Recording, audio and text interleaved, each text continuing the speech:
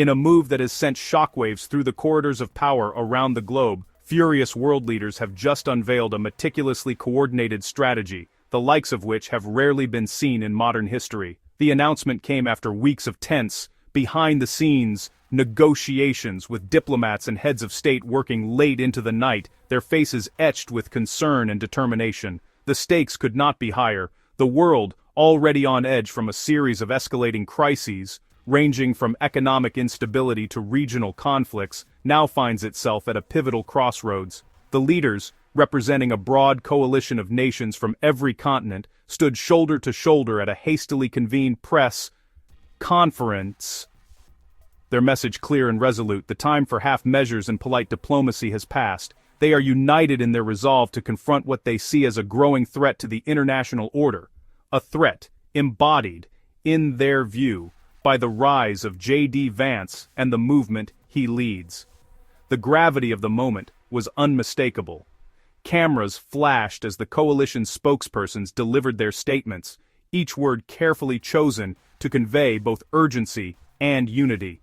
The world watched, holding its breath, as the leaders outlined the unprecedented steps they were prepared to take. For many, it was a moment that would be remembered for generations, a turning point in the story of global cooperation and conflict. The strategy they have crafted is not a simple one. It is a multi-pronged approach that strikes directly at the core of JD Vance's political power and ideology, targeting the very foundations upon which his influence rests.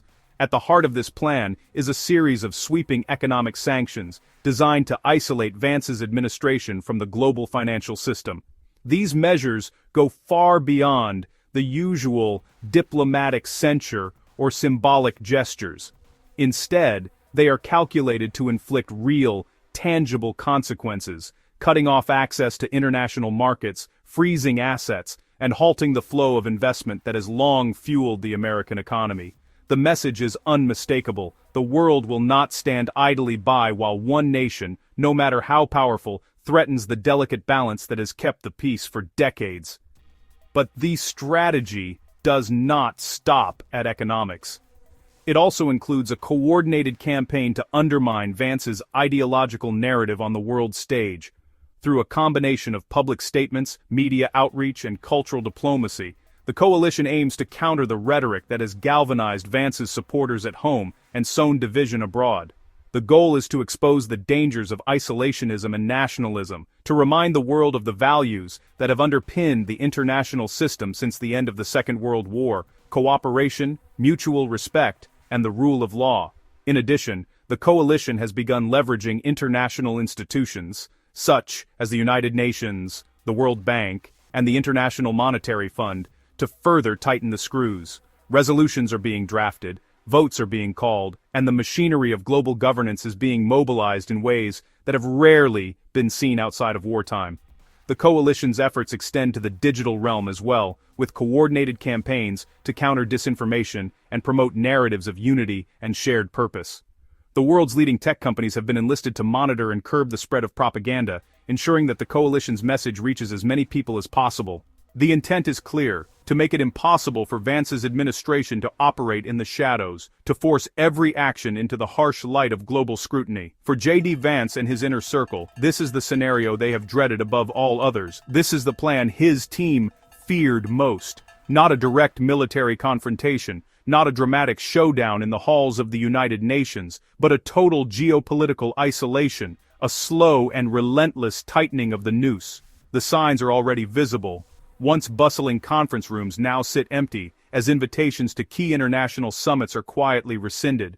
Border crossings that once thrummed with the movement of goods and people are shuttered, their gates locked and guarded.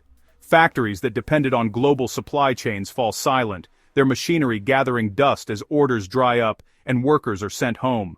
The impact ripples outward, touching every corner of American society. Business leaders, once confident in their ability to weather any storm, now find themselves scrambling to adapt to a world that has turned its back. Farmers watch as their exports rot in warehouses, unable to reach foreign markets. Students and researchers accustomed to the free exchange of ideas and innovation discover that their collaborations have been abruptly severed. Even the cultural icons that once symbolized American influence, Hollywood films, pop music, cutting-edge technology, find themselves unwelcome in countries that were once eager consumers. The psychological toll is immense. For decades, Americans have taken for granted their nation's central role in the world, its ability to shape events and set the agenda. Now, that sense of security is slipping away, replaced by a growing sense of isolation and uncertainty. The world is moving on, forging new alliances and partnerships that exclude the United States. In capitals from Berlin to Beijing, leaders speak openly of a post-American era, a new chapter in which the old rules no longer apply. For Vance and his supporters, the challenge is existential. Can they adapt to this new reality, or will the forces of isolation prove too powerful to resist? As the days turn into weeks, and the weeks into months, the consequences of the world's coordinated strategy become ever more apparent. The United States, once the undisputed leader of the free world, now finds itself on the outside looking in, its influence diminished and its future uncertain. The question on everyone's mind is simple, yet profound. What comes next? Will America find a way to re-engage with the world, to rebuild the bridges that have been burned? Or is this the beginning of a long, slow decline, a retreat from the global stage that will reshape the course of history? Only time will tell. But one thing is certain. The era of American dominance is over, and a new, more uncertain world has begun. The coming months will test not only the resilience of American society, but also the strength of the global order itself. As new alliances are forged and old certainties crumble, the world stands on the threshold of a transformation whose outcome no one can predict. The choices made now, by leaders, by citizens, by nations, will echo for generations.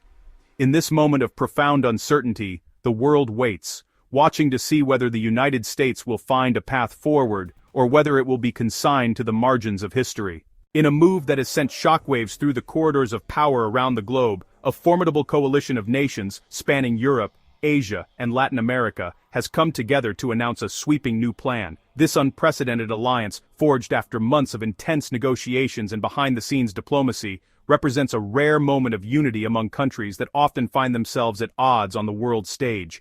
The announcement was made at a high-profile international press conference, where leaders from these diverse regions stood shoulder to shoulder, their national flags displayed in a striking tableau of solidarity. The atmosphere was electric, with journalists from every corner of the world scrambling to capture the moment, and interpreters working overtime to ensure that every word was understood in dozens of languages. The message was clear: the world is watching, and the stakes could not be higher. This coalition, which includes some of the world's largest economies and most influential political powers, has been quietly building momentum for months. Behind closed doors, diplomats and advisors have been working tirelessly to bridge cultural divides and historical grievances, all in the name of forging a united front. The sense of urgency was palpable as leaders recognized that the challenges facing the international community could no longer be addressed in isolation. The press conference itself was a spectacle of global cooperation, with simultaneous translations, live broadcasts to millions, and a palpable sense that history was being made in real time. As the cameras flashed and the world's media hung on every word, it became clear that this was not just another diplomatic summit, but a turning point in the way nations interact and respond to shared threats. The heart of this plan is a global ban, an extraordinary and sweeping measure that prohibits any official engagement with any United States state, corporation, or federal agency that chooses to adopt what the coalition has termed Vance-aligned policies. These policies, named after their most prominent American advocate, have become a lightning rod for controversy both within the United States and abroad. The coalition's statement, read aloud in multiple languages, left no room for ambiguity.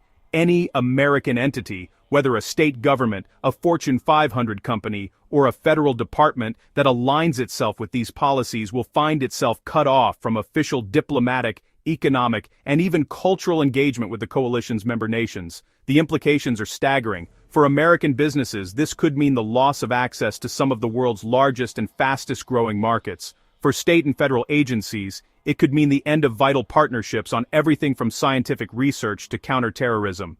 And for ordinary citizens, it could mean a future in which travel, study, and even family connections across borders become far more difficult. The coalition's leaders were quick to emphasize that this is not a decision they have taken lightly. In their view, however, the stakes are simply too high to ignore. The world, they argue, is facing a series of interconnected crises: climate change, economic instability, rising authoritarianism, that demand collective action. In their eyes, the adoption of Vance-aligned policies by any part of the United States represents a direct threat to that collective effort. The coalition's statement was accompanied by a flurry of official documents, each one meticulously signed and stamped, formalizing the new policy. The symbolism was unmistakable. The world is drawing a line in the sand, and the United States must decide which side it wants to be on. For many observers, the speed and decisiveness of the coalition's response is a testament to just how seriously these nations view the threat posed by Vance-aligned policies. The exclusion of American entities from international agreements and forums is not just a symbolic gesture. It is a practical move with immediate and far-reaching consequences. American embassies in major capitals have already begun to shutter their doors, and multinational corporations are scrambling to assess the impact on their global operations. The ripple effects are being felt in boardrooms, universities, and households across the United States, as people grapple with the reality of a world that is suddenly less open and more divided. The coalition's message is clear. The choices made by a few can have profound consequences for many, and the international community is prepared to act in defense of its shared values and interests. At the core of the coalition's concerns are three key pillars of the so-called Vance-aligned policies. First and foremost is a hardline isolationism, a dramatic shift away from the international engagement that has characterized much of American foreign policy since the end of World War II. Under this doctrine, the United States would withdraw from multilateral organizations, reduce its participation in global forums, and prioritize domestic interests above all else. For the coalition, this represents not just a change in policy, but a fundamental challenge to the post-war order that has underpinned decades of relative peace and prosperity. The second pillar is an outright rejection of international climate agreements. In an era when the effects of climate change are being felt with increasing severity, from devastating wildfires and hurricanes to rising sea levels and mass migrations, the coalition views this stance as nothing less than catastrophic. They argue that no single country, no matter how powerful, can tackle the climate crisis alone. The third and final pillar is a staunch opposition to military alliances, most notably NATO and other regional security pacts. For many coalition members, these alliances are the bedrock of their national security. The prospect of an America that turns its back on its allies, they warn, could destabilize entire regions and embolden hostile actors. The images of closed borders, empty alliance meeting rooms, and deserted military bases serve as a stark visual reminder of what is at stake. The coalition's message is unequivocal. The world cannot afford to go it alone, and those who choose isolation will do so at a steep cost. As the dust settles from this historic announcement, the world waits to see how the United States will respond, and what the future holds for the international order that has shaped our lives for generations. Yet, even as the coalition draws a firm line, there is an undercurrent of hope that dialogue and diplomacy might still prevail. Some leaders have expressed a willingness to re-engage with the United States should it reconsider its stance and recommit to the principles of cooperation and shared responsibility. The coming months will be critical as policymakers, business leaders, and ordinary citizens alike weigh the costs and benefits of isolation versus engagement. The choices made now will reverberate for years to come, shaping not only the fate of the United States, but the trajectory of the entire global community. In this moment of uncertainty, one thing is clear: the world is watching, and history is being written with every decision. This means investment blackouts for key industries in its political base. The ramifications of such a blackout are profound and far-reaching, touching every corner of the communities that depend on these industries for their survival. Imagine the lifeblood of a community, the industries that provide jobs, stability, and economic growth suddenly coming to a standstill. Factories that once buzzed with activity now stand silent, their machines idle, their workers sent home with no clear sense of when or if they will return. The ripple effect of this is felt not just within the walls of these factories, but throughout the entire community. Local businesses that relied on the patronage of factory workers, cafes, grocery stores, repair shops, see a sharp decline in customers, forcing some to close their doors for good. Schools and public services, funded by the taxes from these industries, face budget cuts and potential closures, putting additional strain on families and children. The social fabric of the community begins to fray as uncertainty and fear take hold, with families worrying about how to pay their bills, and young people questioning whether they have a future in their hometowns. The psychological toll is immense, as hope gives way to anxiety and frustration. Community events are canceled, local charities struggle, and the sense of pride that once defined these towns is replaced by a pervasive sense of loss. Over time, the absence of investment not only erodes economic stability, but also undermines the very identity of these communities, leaving scars that may take generations to heal. A halt to all intelligence sharing with United States agencies he influences. This cessation of intelligence sharing is not just a bureaucratic inconvenience, it is a significant threat to national security and the safety of citizens. Intelligence agencies rely on the seamless flow of information to preempt and respond to threats, both foreign and domestic. Without this critical exchange, blind spots emerge, and the ability to protect the nation is compromised. The darkened control rooms and vacant hallways of intelligence offices symbolize a breakdown in the very systems designed to keep us safe. The trust and cooperation that once existed between agencies are eroded, leaving gaps that adversaries can exploit. The consequences of such a halt are not immediately visible, but they are deeply felt in the long term. The absence of shared intelligence can lead to missed warnings about potential attacks, delayed responses to emerging crises, and a general sense of vulnerability among those tasked with defending the country. It also sends a troubling message to allies and partners around the world, who may begin to question the reliability of their relationships with the United States. In an era where threats are increasingly complex and interconnected, the inability to share information freely can have devastating consequences, not just for national security, but for global stability as well.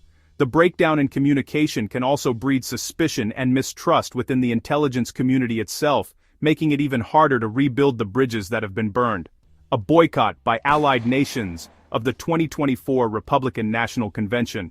This boycott is more than a political statement. It is a reflection of strained international relations and a loss of diplomatic goodwill.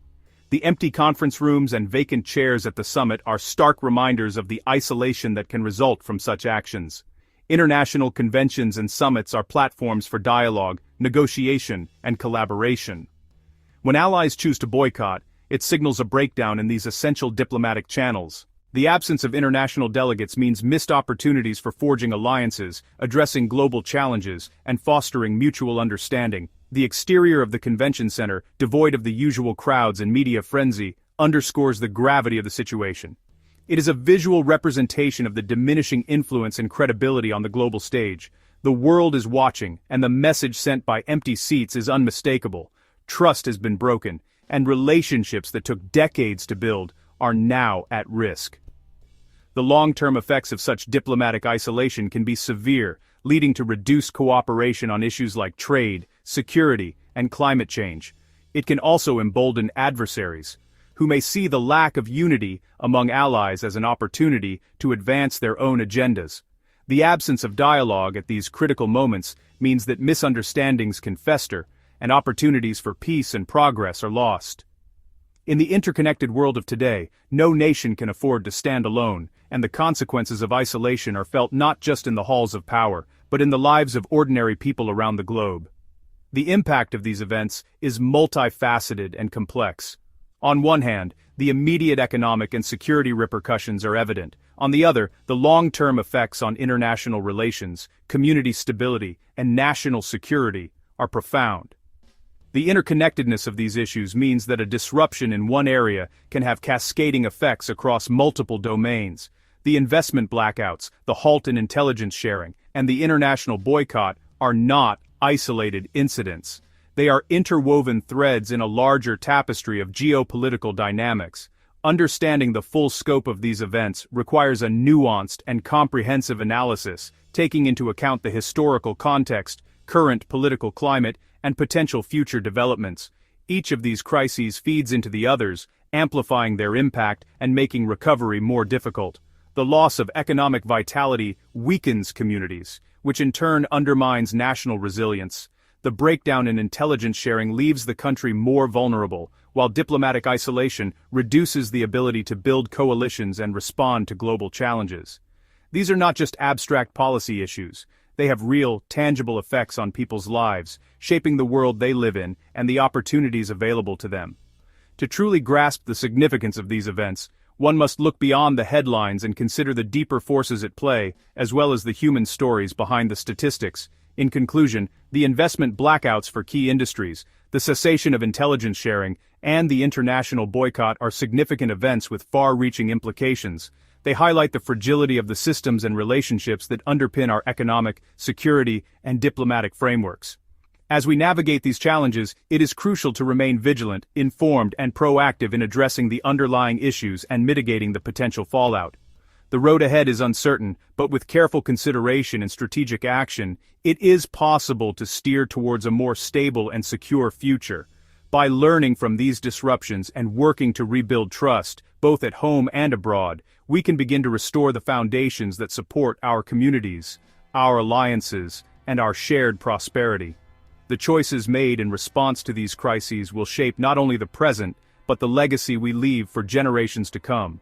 The goal is to make his brand of politics synonymous with American decline and international irrelevance, proving to voters that his ascendance guarantees a weaker, poorer, and isolated United States. This isn't an election tactic, it's an international quarantine. Share this video on every news and political platform. This changes the entire race. To see if this global move ends his rise, you need the latest analysis. Hit subscribe and ring the bell for breaking updates.